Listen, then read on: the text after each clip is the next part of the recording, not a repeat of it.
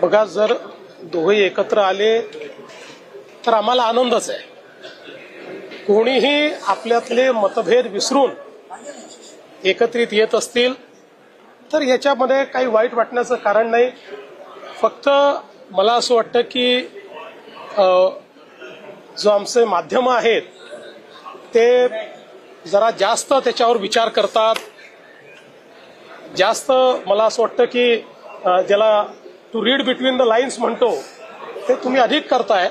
त्याच्यामुळे वाट बघा, आले तर उत्तम आहे, आम्ही स्वागत करू. पण उद्धव ठाकरेंनी काही अटी शर्ती देखील घातल्या आहेत. त्यांचं म्हणणं आहे की लोकसभेला तुम्ही पाठिंबा दिलात त्यांना, महाराष्ट्रातून जे उद्योग आहेत ते बाहेर गेले तेव्हा तुम्ही बोललात नाही, आधी ते आणि जे तुमच्या घरी भेटायला येतात त्यांना तुम्ही समर्थन देऊ नका, मग एकत्र येऊ. ऑफर देणारे हे, रिस्पॉन्ड करणारे ते, शर्ती ठेवणारे हे, सांगणारे ते, मी काय बोलायचं याच्यावर?